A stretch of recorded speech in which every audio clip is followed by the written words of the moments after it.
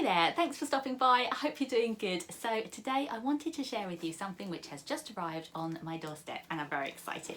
It is the Artful box and it's the new one. It was slightly later coming than planned, but they kept us in the loop the whole time. And this is the Gouache box. Gouache. However you decide to say that word, I hope you enjoy it because it's a fun word. So I'm going to go with gouache for this video. If it's irritating and wrong, I'm sorry. I've always wanted to try gouache and just never got around to it before, so I'm really excited to see what's in here. Hopefully they have everything I need to make a start and try it out. Eee! If you're new here, my name is Gemma. I'm an artist maker and I just like making and learning new things. So this is part of that. I'm just going to have a very nice painty time playing with this, and if you want to come along with me, let's go and have a look in the box. Oh, that's tough, man. Oof. Oh, good grief. Okay, this is the box. It's a little bit beat up, so I'm hoping everything is fine inside. Let's have a look. Hey. So this is what you see inside. We get a little topper here just to give you all the info. Ooh, this must be our gouache paints. Ooh, they're chunky tubes actually. 25 ml. Yeah, nice. These are good. They will give me plenty of playtime. So these are our colours. I think they're quite a nice selection actually. We've got our primaries here. We've got white and black, and then we've got green, a lighter blue. We've got some brown and yellow ochre type things, colours. And then we've got, that's rather nice, that one. That feels like, we've got lavender. That's nice, isn't it? You don't usually get a lavender. Actually, I've just realised they've got names. Raspberry jam. Ooh. Ooh, you beauty. Ooh, pumpkin. I'm just enjoying the names. Sand, chocolate brown, yes. Midnight black, snow white, kingfisher. That's a good name for that colour. Kingfisher. Ultramarine. That's more normal. What is that one? Postbox red. Specific. And this one is sunflower. At first I couldn't read it because it's so light on the package, and I thought it said something about swallowing, and I thought, oh, this is weird. But no, sunflower and grassy green. Lovely. We are going to have fun trying those. And it's a really nice box actually. It's thick cardboard, very sturdy. It's really nice. It says Artful embossed on the top there, and it just kind of closes. Oh, and actually it says 12 gouache tubes on the side there, so you could store that sideways somewhere. So yeah, I like that. Random bits of cardboard. Badoo! This is the paper that we get. It's really nice that they include paper because look how much you get. It's so thick. I am impressed with that. I've only had 2 Artful boxes, including this one so far, and oh, that first page is a bit mucky, I would say. There is some dirt on that first page, but that's okay because we can use the back of that. And it's thick. What is the GSM on this? It's 300 GSM, 25 sheets, suitable for watercolour, pencil, pen, ink, calligraphy, pastel and oil pastel. Lovely. Okay, that's good. Artful tend to send these blank cards so that you can create your own cards if you want to. So far I haven't used the ones that I got in the other box, so we'll see, but like I'm sure at some point these are going to come in handy, and I'm looking forward to that day. We get a pencil, which is an F pencil, or I mean pencils are always handy.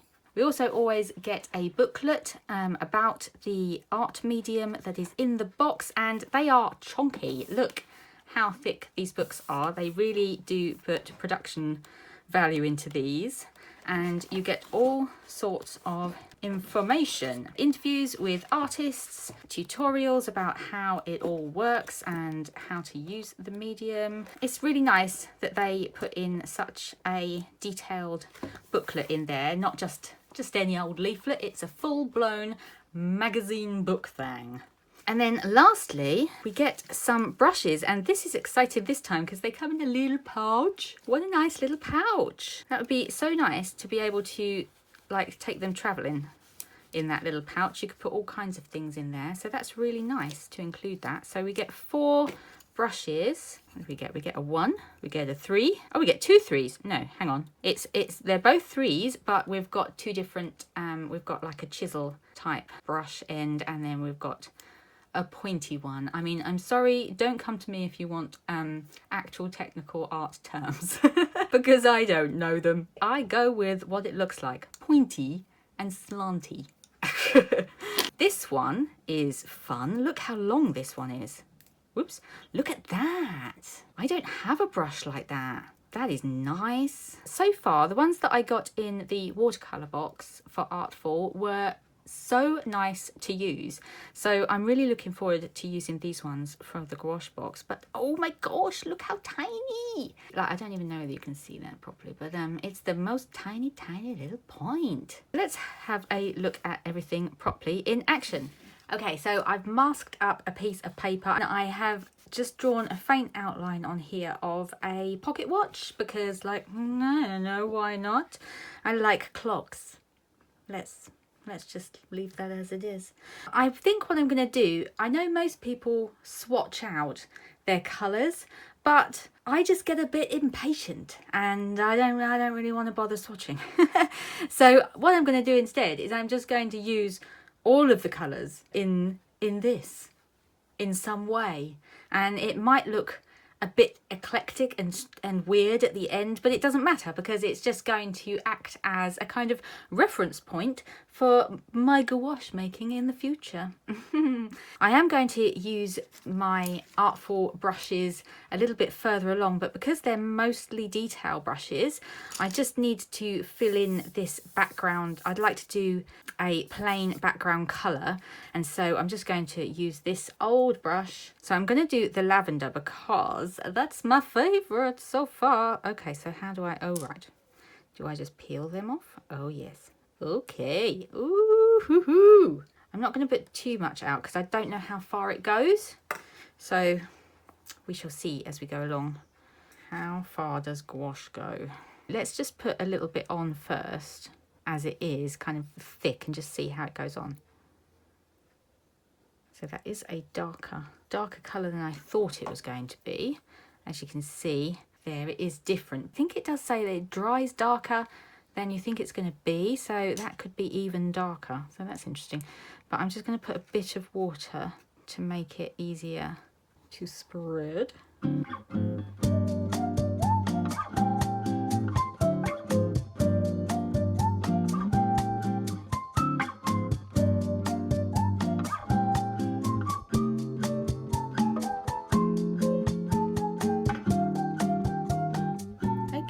So now we have a fully purple, streaky kind of background, and with that I have switched over to voiceover because when I'm painting I do tend to just talk very slowly, if at all, and have very long pauses between my words. It's very dull. So yes, we've moved over to the voiceover, Gemma.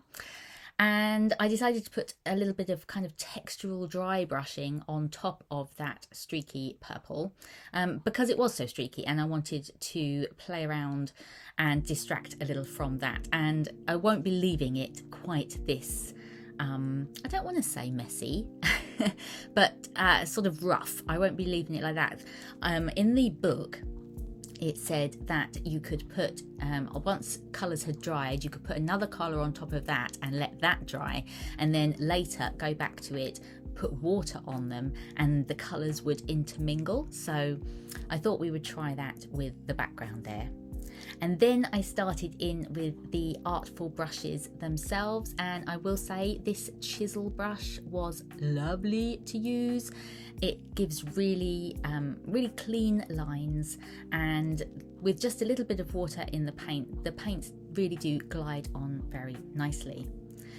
As I said about the streaky purple, I did find with generally all of the paints that you kind of do get a kind of streaky effect unless you put multiple layers on. Whether or not that's something that you get with all gouache, I'm not too sure, but it feels to me very much like the halfway point between a watercolor type paint and an acrylic type paint. It does have some of the density of the acrylic, but also the translucency of watercolor. So yeah, it's somewhere in that middle ground. And obviously I don't know all the tricks yet in making it completely flat and even, so I'm just learning.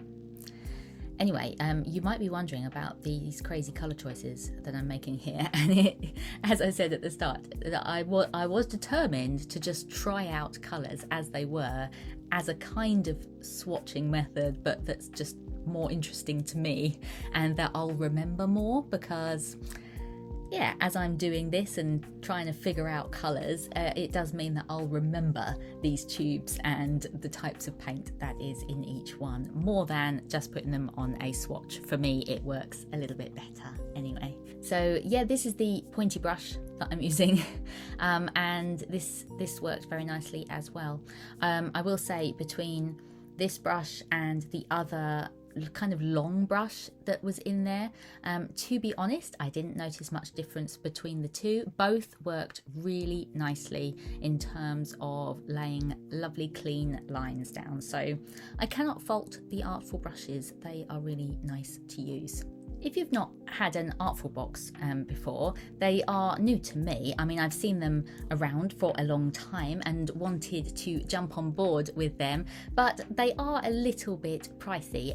I do think they are good value for the type of thing that you get inside them, so if you can afford one, then I think it is a fun and useful way to be able to kind of build up your art collection. But I completely understand that it's not attainable all the time, and for me, like, I held off for a long time just because it just felt like an expense that I didn't need to put out. Luckily, I was able to partake in an offer where I was able to get one free box if I bought a year subscription, and so I took advantage of that offer. And the other nice thing about the Artful boxes is that if a box comes up that you have already got the art supplies for, so say this one came out at the gouache box and I already had plenty of gouache in my collection, then I could swap the box out if I wanted with one of their previous ones for something which perhaps I didn't have as much of. So for example, when I started my subscription, the first box that was going to come out was the coloured pencil box. Well, recently I had managed to get some new coloured pencils. I feel like I've got enough of them in my collection, and I didn't really feel like I could gain that much more from having the box of them. So therefore I did the watercolour box instead, because I just don't have proper nice watercolours. I'd always just bought the cheapest ones that I could find, and I didn't really know too much about it, so I thought I would gain the advantage by having the box and it having all the details and information built in with it, with the brushes and the paper. So it was really nice that I was able to make that choice. And as I say, when they announced that this was going to be the gouache box, if I'd have wanted, I could have swapped it out for one of the other boxes. But as it is, this suited me down to the ground because I have never tried gouache and I didn't have any in my art collection. So it was really good timing for me.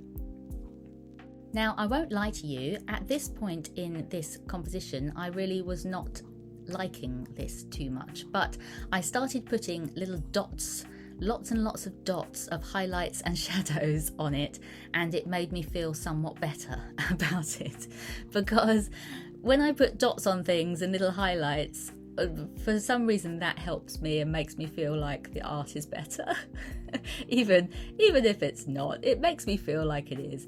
And I decided to mute down that central piece of brown in the middle there, because it was really bugging me. So yeah, I put that on there. Again, didn't really know where I was going to go with it, but I thought, well, I'll mute it down.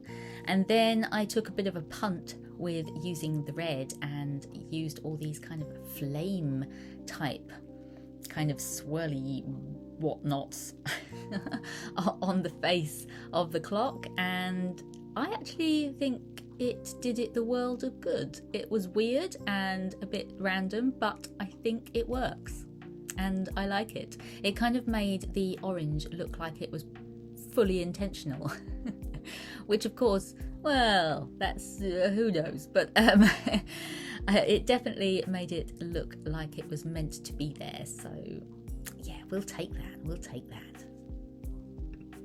Whenever I spend time painting, I always find that I wonder why I haven't done it more, because it's always so enjoyable. It's so calming to do, and I do enjoy not having too much of a plan sometimes. So with this one, it was kind of fun to try and figure it out as I went, and obviously there are moments along the way that I really thought, oh my gosh, I have really done a number on this one, because I'd done the massive purple background, which I did regret afterwards, because I thought I should have had more colour variation in the background. That would have been a good plan. But that only came to me afterwards. So, you know, you learn, don't you? And as I was going along, you sort of problem solve, and you don't really know that you're doing it, but just as you're giving your brain time to just sit and reflect and just mellow out in the act of painting, you kind of, just work stuff out. And so with this central piece of the clock, I looked in the colour box and just kind of thought, well, what's left? What can I use? And green was there. And I thought, oh, well, let's just blob it on a little bit like leaves. And it seems like a bit of a weird thing to put in the middle of a clock, a lovely little bush there. But actually, I think it worked, and I sort of darkened it up with the black and lightened it up with the white to get some different tones to be able to just give it a little bit more depth and shadow, but then added some onto this chain just to kind of tie it together, make it look more like, again, intentional. But yeah, like, I don't really know why I did that, but I think it works. And it's quite nice because the green kind of reverberates, look at me, with the red that's on the clock face, because they are complementary, red and green. So I don't know, I think as much as this was a slightly weird composition and sort of odd colour choices, I would say, I found myself by the end really quite enjoying it, and especially enjoying it as I started to put these ultramarine blue kind of branchy things on. I didn't, again, have too much of a plan with this. I just kind of did very free kind of lines using the chisely brush, and that was lovely to create kind of leafy shapes with, because you really don't have to try with that brush. It's just angled in the right way that you can just create lots of lovely leafy shapes without too much drama. So that was very nice to do, and I really do think it distracted a little bit from the sort of messier purple background, but also, I don't know, it just kind of gave it a bit of movement around the watch. It's all completely random. There's no real reason for a stopwatch to be, or a pocket watch to be hanging in a random blue tree. But what do we care? And this was where I used the longer brush, putting in very tiny little raspberry, they were raspberry, weren't they? Raspberry jam flowers and petals that were floating around, and I put a little bit of kingfisher blue on there as well, just to give it some highlights. And I don't know, I think in the end, by some magical thing, it did sort of come together, and I don't think it's too bad at all, really. Anyway, this was how it ended up. And I really did enjoy my little jaunt into gouache, and I'll definitely be using these paints again. It was a really enjoyable box to use, so thank you, Artful. I will be looking forward to my next box. If you enjoyed this video, please do give it a thumbs up. It really does help to support the channel, and please do leave me a comment down below as well. Have you tried gouache? Do you like it? Or have you had an Artful box, and what would you say about them? Do you like getting them? Anyway, thank you so much for watching. I'll see you again next time. Bye!